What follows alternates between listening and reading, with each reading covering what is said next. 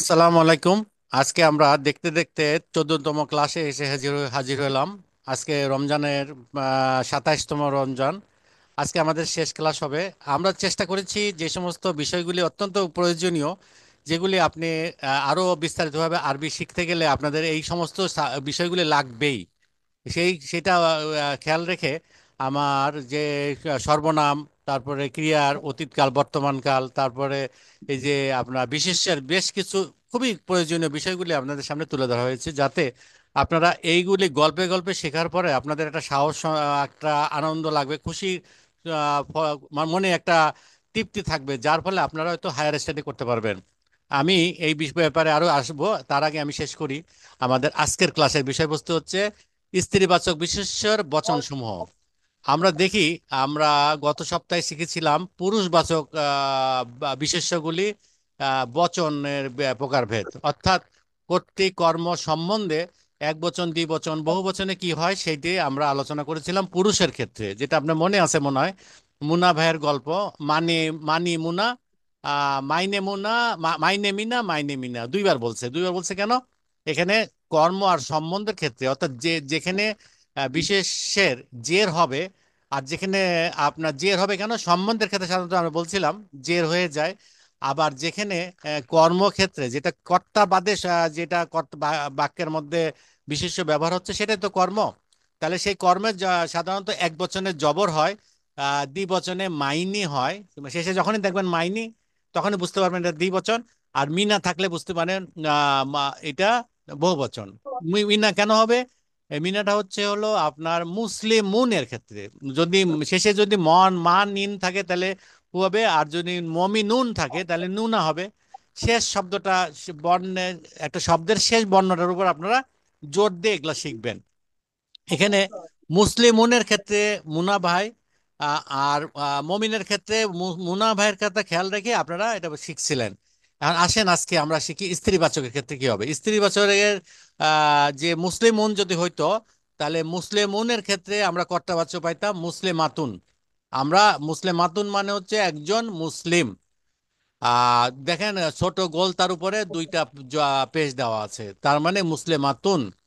আর যদি মুসলিমাতুন যদি কর্ম হইতো, কর্ম মানে সে নিজে কাজ করতেছে না, বা তাকে কাজে ব্যবহার করা হচ্ছে, বা কাজটা কিসের কিসের, এটা হলো বাক্যের কাজ। এটা আমাদের কোনো কাজ না, বাক্যের মধ্যে ব্যবহার করার সাথে আপনি যদি কর্তাবাদ বা কর্তা বাদে অন্য যেই শব্দটি ব্যবহার করবেন, সেটা যদি বিশেষ্য হয়, তাহলে সেটা হবে কর্ম। যেমন মুসলেমাতান, এটা প্রথমটা হচ্ছে মুসলেমাতুন, তারপরে হচ্ছে মুসলেমাতান। তারপরে যদি এটা সম্বন্ধ হয়, যেমন যেমন বলেছিলাম যে আরব দেশের মুসলিম মহিলা মেয়ে, মুসলিমরা মানে মহিলা মুসলিম ক্ষেত্রে কি হবে? মুসলিমাতিন। কেন? কিন্তু আরবের মুসলিমেরা, মেয়েরা, মুসলিম মেয়েরা যদি হইতো মুসলিমাতিন হয়ে যেত। তাহলে তাহলে কইলো তুন তানতিন। তুন তানতিন এটা আমাদের শেখার কোনো দরকার নাই, একদম সহজ। শেষে দুই পেশ, দুই জবর, দুই জের। কিন্তু দ্বিবচন আর বহু বচনের ক্ষেত্রে ফর্মুলাটা অনেকটা ইসের মতোই, মুন্না ভাইয়ের মতোই। আপনাদের শুধুমাত্র এখানে গল্পটা একটু চেঞ্জ করে দেওয়া হয়েছে, যাতে শেষের যাতে পরিবর্তনটা আপনি বুঝতে পারেন। কিরকম? দুই দুই বচনের ক্ষেত্রে যদি কর্তাবাচ্য হয়, বা দুইজন মহিলা, মুসলিম মহিলা কোনো কাজ করছে, বা দুজন মুসলিম মহিলা কোন একটি জায়গায় গিয়েছে, বা কর্তা হিসাবে যদি ব্যবহার হয়, তাহলে কি হবে? মুসলিমাতানি, মুসলিমাতানি বা টানি। তারপরে কি হবে? মুসলিমাতুন। এখানে দেখেন মজার ব্যাপার হচ্ছে মুসলিমাতুন আর মুসলিমাতুন, এটার মধ্যে পার্থক্যটা খুবই কম। আপনি এখানে এখানে হবে কি, এই ছোট তা ছিল, মারবুতা তা বলে। এখানে মুসলিমাতুনের ক্ষেত্রে এটাকে টান দিয়ে সমান করে একটা আলিফ দিয়ে দেওয়া হয়েছে। মিমের ক্ষেত্রে একটা আলিফ দিয়ে একটা বড় তা আনছে। এইটাই এখানে ডিফারেন্স। ডিফারেন্সটা খুবই কাছাকাছি। তবে কোরআনের ক্ষেত্রে আপনার যদি বড় তা দেখেন তাহলে বুঝতে পারবেন এটা বহু বচন, আর যদি ছোট তা দেখেন তাহলে বুঝতে পারবেন এটা হলো এক বচন, সিঙ্গুলার। দুই বচন, বহু বচন। তাহলে মুসলিমাত মাতুন, এটা মুসলিমাতুন, মুসলিমাতুন, একটু টান দিলে বোঝা যাচ্ছে এটা হলো বহু বচন। তারপরে দ্বি বচনের ক্ষেত্রে কি হচ্ছে? মুসলিমা তাইনে, ওই যে মাইনের সাথে তাইনে মনে রাখবেন, তাইনে। তারপরে মুসলিমা, মুসলিমা তিন, তাহলে তিন আছে না, এক দুই তিন, তাহলে তাইনে তিন। তারপর আমরা বলছিলাম কর্তা ও সম্বন্ধ যেহেতু একই, দ্বিবচন আর বহুবচনের ক্ষেত্রে কর্ম, তাহলে এটা হবে মুসলিমা তাইনে, তারপরে মুসলিমা তিন। খুবই সহজ। তাহলে আমাদের এই এক বচনের ক্ষেত্রে মনে রাখার কোনো সমস্যা নাই। তুন তান তিন, তুন তান তিন হয়ে যাচ্ছে। আর এটা হচ্ছে তানে তন, টানে তন, টাইনে তেন, টাইনে তিন। তা আপনারা যদি বলে গল্প বানান, আপনারা নিজেরাই বানাতে পারবেন। গল্পটা আমি বানাই দিচ্ছি। একটা গাড়ি দেখেন, 1 টন মাল টানে একটা গাড়ি। এটা করলো কি, গাড়ি একটি স্ত্রীবাচক শব্দ, আপনারা জানেন। সাইয়ারাতুন, তারপরে এইটা মিলাতুন, এগুলো সব হচ্ছে হলো স্ত্রীবাচক শব্দ। গাড়ি কেন স্ত্রীবাচক শব্দ? গাড়ি ভিতরে বহন করে, মহিলারা যেমন পেটে বা বাচ্চা বহন করে, সেমনি গাড়ির ভিতরে মানুষ বহন করে। তো গাড়িটা একটা একটা স্ত্রীবাচক শব্দ। তাহলে গাড়ি স্ত্রীবাচক শব্দ যে যা টন টন টানতে পারে। এখানে গাড়ির মাল গাড়ি দেখেন, টন টন টনকে টন টানতে পারে। একদিন 1 টন ওজনের একটি মাল টানার সময় কাদার মধ্যে আটকে ফেলে, এই গাড়িটা আটকে যায় কাদার মধ্যে। তখন অন্য একটি গাড়ি প্রথম গাড়িকে টাইনে এনে তোলে, টান দিয়ে টাইনে টাইনে তুলতে থাকে, কাদার থেকে দড়ি বেঁধে টানা শুরু করে। তাহলে প্রথম টানে, প্রথম যেন একটা স্টার্ট দিল, টান টান দিলে 3 মিটার গেল। তাহলে প্রথম টানে গেল 3 মিটার, পরের টানেও গেল 3 মিটার গেল, যাই এই 6 মিটার টানার ফলে গাড়িটা কাদার থেকে উঠে আসে। খুব সহজ। আপনারা মনে রাখবেন, মুনার স্ত্রী বা পুরুষের ক্ষেত্রে ছিল মুনাবাই, আর গাড়ির ক্ষেত্রে চলে আসলো গাড়ির টন, টানে টন। গাড়ি একটা টানে টন, মুনাবাইয়া করলো কি মানি মুনা, আর টানে টন।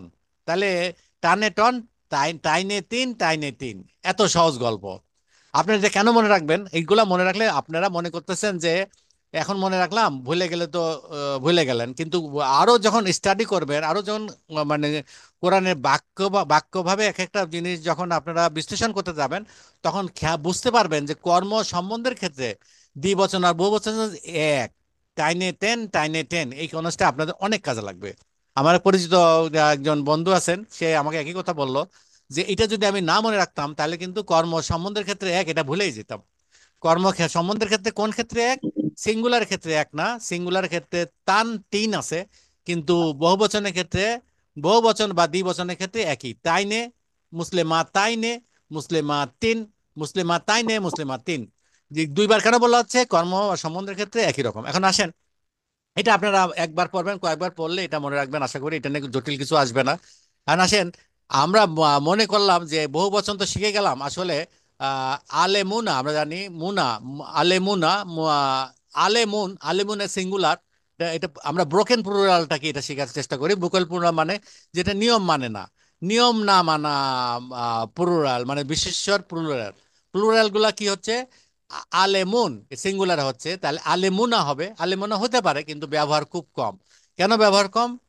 আমার জানা নেই। আমার জানি যে খালি উলামা বলে, উলামা মাসায়েক, উলামায়ু, উলামায়ু এটা হচ্ছে হলো জ্ঞানী সকল। এটা কোরআনে উলামায় আসছে। আলেমুনা ব্যবহার খুব একটা হয় না, উলামায়। আমরা নিশ্চয়ই শুনেছেন উলামা মাসায়েকের দল, তার মানে জ্ঞানীগণের দল। এখন উলামা এই শব্দটি হচ্ছে ব্রোকেন প্লুরাল। ব্রোকেন প্লুরাল কেন বলতেছি? কেননা এটা নিয়ম মানে নাই, মুন্না ভাইয়ের গল্প মানে নাই, বা বা কোনো কোনো একটা প্যাটার্ন ফলো করে নাই, তাই ব্রোকেন প্লুরাল বলছে। তাহলে কেন? তাহলে আমরা হচ্ছে, আমরা জানি কি, আমরা কিছু কিছু ব্রোকেন প্লুরাল আমরা খেয়াল করি, বহুবচনের নিয়ম মানে কিন্তু ব্যবহার নাই। নাফসুনা, এই যে নাফসুন, নাফসুন একটা স্ত্রীবাচক শব্দ। এটা মনে রাখবেন, এটা হলো স্ত্রীলিঙ্গ নাফসুন। নাফসুন মানে আত্মা, বলে নফস, নফস ভালো থাকলে সব ভালো থাকবে, আত্মা ভালো থাকলে এটা স্ত্রীবাচক। এখন নাফসুনা হওয়ার কথা ছিল, কিন্তু আনফুসুন, আনফুসুকুম বলে না ওইটা, নুপুসুন। আবার দুইটা অর্থ, এটা আবার দুইটা প্রচলিত বহু বকেন প্লুরাল আছে, এটা নুপুসুন অথবা আনফুসাকুম। আনফুসাকুম এটা করে আমরা বিভিন্ন দোয়াতে পাবেন। তারপরে কলবন, কলবন মানে হচ্ছে অন্তর। আমরা কলব সমূহ বলে না, কলব, কাল, কালবু না, এটা হওয়া উচিত ছিল, কিন্তু এটা হলো কুলুবুন। আর কোরআনের মধ্যে বহুত আছে অন্তর সমূহ, কুলুবুন হচ্ছে। তারপরে নবী, আমরা বলছি নবী ব্যবহার করি না, নবী ও না হওয়া উচিত ছিল, কিন্তু আনবিয়া বলে, আমরা বলি না আনবিয়া, তাস্কেরাতুল আম্বিয়া, আম্বিয়া মানে নবীদের পদ। হ্যাঁ, তাহলে কি হলো? আনবিয়া হচ্ছে হলো বহুবচন। তারপরে হলো মসজিদুন, মসজিদুন এক বচন, বহু বচনে মসজিদুন হইতো, কিন্তু এটা হলো নিয়ম বানা বহু বচন, কিন্তু হলো মাসাজিদ, মাসাজিদও এটা হলো কোরআনের মধ্যে ব্যবহার হয়। বহুবচন হিসাবে। তাহলে আপনারা দেখেন এইরকম একটা না অনেক মানে শত শত বহুবচন পাবেন, যেটা ডিকশনারি দেখে পাবেন। ডিকশনারি দেখে পেয়ে আপনারা মনে রাখার চেষ্টা করবেন যে যে সাধারণ বহুবচনগুলা প্যাটার্নগুলা কিরকম, এটা আপনাদের মনে রাখতে হবে, ব্যবহার দেখে আপনার বুঝতে হবে, যাতে আপনি মনে রাখতে পারেন। তাহলে আজকে আমাদের গল্পের আমরা সমাপ্তি টেনে দিচ্ছি, সেটা হচ্ছে গাড়ির গল্পটা আমরা মনে রাখবো। একটু আগে যেটা বলছিলাম সেটা হচ্ছে আহ, একটা গাড়ি টানে টন, আহ, একটা তারপরে প্রথম টানে কাদার মধ্যে আটকে যাওয়াতে আরেকটা গাড়ি তাকে টাইনে তিন, টাইনে তিন করলো মুসলিমাত, মুসলিমের ক্ষেত্রে। তাহলে মুসলিমাত তানি, মুসলিমাত তানে, মুসলিমাত তুন। বহু বচন কি হলো, আমি একটু আগে বলেছিলাম ছোট তাকে একটু ছোট তার, তার তাকে বড়টা বানাই ফেলতে হয়, একটা লম্বা তা, আলিফ বা তা, এই তাটা বানাইতে হবে। এবং তার আগে মিমের উপরে একটা আলিফ দিতে হবে, আলিফ দিলে এটা মুসলিমাতুন, মুসলিমাতুন। আর এটা হলো মুসলিমাতুন, একেবারে কোনো টান টুন নাই, তাহলে এটা হলো এক বচন, এটা বহু বচন। আর টানে হলো হলো দুই বচন, তাই নে তেন, তাই নে তিন, তাহলে দুইবার টানে এটা 6 মিটার। আপনি মনে রাখ ছয়, টোটাল টোটাল সে 6 মিটার টানা টানি করা হয়েছিল গাড়িকে। তা আর একটা হলো প্লুরাল হলো এইটা। তাহলে এখানে আরেকটা বিষয় আপনারা মনে রাখতে হবে, সেটা হচ্ছে এই যে ভগ্ন প্লুরাল বললাম, যেটা যেটা হলো অনেক ক্ষেত্রে কোরআনের মধ্যে একটি একটি বিশেষ প্যাটার্ন আমি খেয়াল করছি, আপনারাও খেয়াল করবেন, কোরআন পড়তে পড়তে খেয়াল করবেন। সেটা হচ্ছে যখন এটা যখন ভগ্ন প্লুরাল হয়, তখন এটা যদি থার্ড পার্সন মানে আমরা জানি তো থার্ড পার্সন হলো মামাতো বোন অথবা মামাতো ভাই। এখানে মামাতো বোনের কথাই বলতেছি, স্ত্রী সিঙ্গুলার যদি হয়, অর্থাৎ আমাদের নানুর বাসার চতুর্থ তলা হিয়া আপার, যে হিয়া আপাকে ধরেন, হিয়া আপা মনে রাখলে সুবিধা হবে যাবে। সেটা হলো থার্ড পার্সন স্ত্রী সিঙ্গুলারের ক্ষেত্রে আপনার আহ, আহ, স্ত্রী সিঙ্গুলার হিসেবে ব্যবহার করা হয়। কোনটাকে ব্যবহার করা হয় থার্ড পার্সন স্ত্রী সিঙ্গুলার কোনটা? সেটা হচ্ছে ভগ্ন প্লুরাল ক্ষেত্রে, প্লুরাল মানে ভগ্ন বহুবচন যেটা নিয়ম মানে না, সেটা যেমন হচ্ছে হলো আপনার আহ আনহার, একটু আগে বলছিলাম নহর, নহরুন মানে হচ্ছে হলো একটা ই একটা নদী, আর আনহার মানে হচ্ছে হলো অনেক নদী, মানে স্রোতস্বিনী, অনেক স্রোতস্বিনী। এটা এই যে আনহার, এটা হচ্ছে হলো অনেক স্রোতস্বিনী বোঝাচ্ছে, কিন্তু এটাকে কোরআনের মধ্যে দেখতে ব্যবহার করা হচ্ছে স্ত্রীবাচক সিঙ্গুলার। কেন স্ত্রীবাচক সিঙ্গুলার হচ্ছে দেখেন, তাজরি, তাজরি, তাজরি মানে হচ্ছে হলো এটা হিয়া আপা যদি হইতো যেটা আপনার বর্তমান কালে, আপনারা যদি বর্তমান কালে 14টি ফর্ম জানতেন তাহলে এখানে বুঝতে পারতেন যে যে এটা তাজরি, যারা আত্মিক আছে তাজরি মিন তাহতি হা, তাহতি মানে নিচে। তাহলে কেন হা, এই হা দেখে বুঝতে পারতেছেন এটা সিঙ্গুলার। এটা হুমা হয় নাই, এটা বা হুন্না হয় নাই, এটা হা হয়েছে হা। এই যে হার পরে আলিফ, মানে এর নিচ দিয়ে, কার নিচ দিয়ে? জান্নাতের নিচ দিয়ে। এই জান্নাত না, এই যে আনহার, আনহার মানে স্রোত শ্রেণীগুলি প্রবাহিত হচ্ছে। তাজরি মিন তাতিহাল আনহার, এটা কোরআনের মধ্যে অনেক জায়গায় ব্যবহার হয়েছে। তার মানে এখানে একটা জিনিস শিখে রাখলে হয়তো ভুলে যাবেন, কিন্তু আবার যখন কখনো শেখার ইচ্ছা হবে বা কোরআনের মধ্যে পাবেন, বাক্যের মধ্যে পাবেন, তখন কিন্তু আপনার আমার এই কথাটাই মনে হবে, হ্যাঁ তাই তো।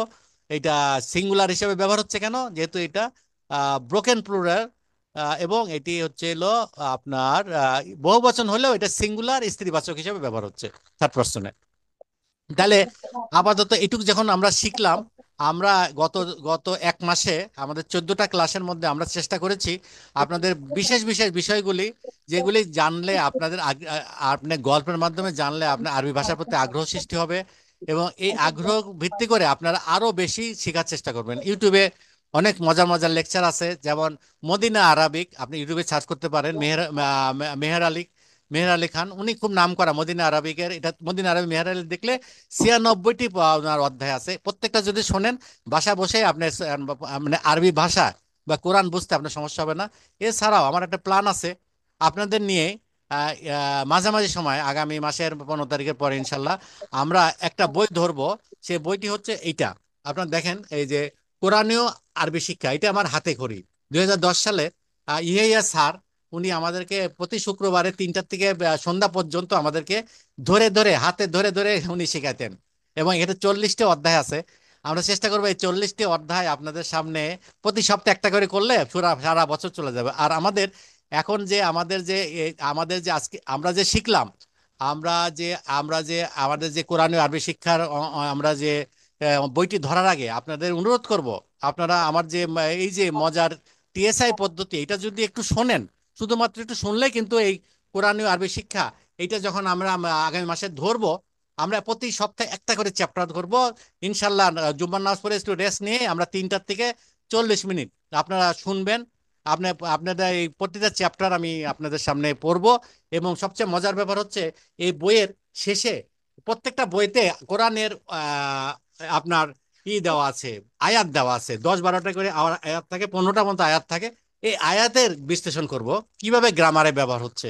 তো এই বইটার লিংক আছে আপনার আমার ইউটিউব চ্যানেলে আছে। আমি আমার ইউটিউব চ্যানেলটা যদি আপনার সামনে একটু সময় থাকে আমি একটু বলে দিচ্ছি।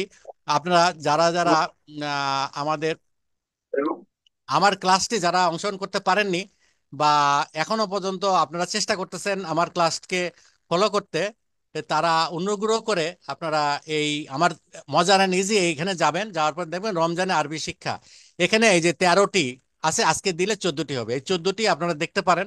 এবং যে সমস্ত ইউটিউব চ্যানেলে মধ্যে আগে থেকে 3-4 বছর আগে থেকে ছিল easy way to learn Arabic grammar, এটা হলো আমার সাপ্লিমেন্টারি, এগুলো পাবেন এখানে। এখানে আপনারা যারা যারা আমাদের এই আমাদের এই প্রায় 40 জন মতো আছেন, যারা যারা সুবিধা হয় আপনারা সময় মতো দেখবেন, আমি এটা মুছে দেব না, আমাদের এই গ্রুপটা খোলা থাকবে। এছাড়াও আমি এই যে কোরআনীয় আরবি শিক্ষা নামে আরেকটি খুলবো, যেটি সপ্তাহে একটা করে ক্লাস হবে এবং এটা লিঙ্কও দিয়ে দেবো। প্লাস আজকে আমার যে বইয়ের যে যে যে আমার যে মজার আরবি ব্যাকরণ যে শিক্ষা টিএসআই পদ্ধতি, এটা লিঙ্কও আমি দিয়ে দেবো। এছাড়াও আপনারা এই যে যারা পরে জয়েন করেছেন তারা আশা করি এই ইউটিউব চ্যানেলে যাবেন, মজারে নিজে সার্চ করবেন, এখানে মজারে নিজে এই কথা লিখলেই চলে আসবে, আমার ছবি দেখতে পারবেন। যে প্লে লিস্টে এখানে এখানে যাবেন, রমজানে আরবি ব্যাকরণ শিক্ষা এখানে পাবেন, এখানে জিনিসগুলো দেখবেন। আর লিঙ্ক তো পাবেনই। আর আর আরেকটা হলো আমার কুইজে যারা অংশগ্রহণ করতে চান, আমি চেষ্টা করব আমার আগামী কয়েকদিনের মধ্যে আমি প্রত্যেকটা কুইজের লিঙ্ক দিয়ে দেবো। কারণ আমি যারা যারা কুইজে অংশগ্রহণ করছে তারা সবাইকে আমি শুনেছি তারা কুইজে অংশগ্রহণ করার জন্য তারা শিখতে চায়। আপনারা একটা করে অধ্যায় শেষ করবেন, একটা করে কুইজে অংশগ্রহণ করবেন, করে দেখবেন যে উত্তরটা আপনি নিজেই জানতে পারবেন, কারোর সাথে জিজ্ঞেস করা লাগবে না। আপনারা জানার পরে বেশ সাথে সাথে উত্তর জানতে পারবেন, ভুল একটা দুটা ভুল হলেও এটা বুঝতে পারবেন। এটা নিয়ে আমরা চলতে থাকবে, এটা এখানে থাকবে। তাছাড়াও আমরা মজার কোরআনে আরবি শিক্ষা করব। এটার উদ্দেশ্য হচ্ছে একটাই উদ্দেশ্য, আমরা আল্লাহকে সন্তুষ্ট করার জন্য আমরা চেষ্টা করেছি, আপ্রাণ চেষ্টা করেছি আমরা যাতে কোরআনটাকে বুঝতে পারি। কোরআন যত বুঝবেন তত কোরআনের প্রতি আগ্রহ বাড়বে। এটাও একটা প্যাসিভ ভাবে মানুষকে কোরআনের দিকে টানা।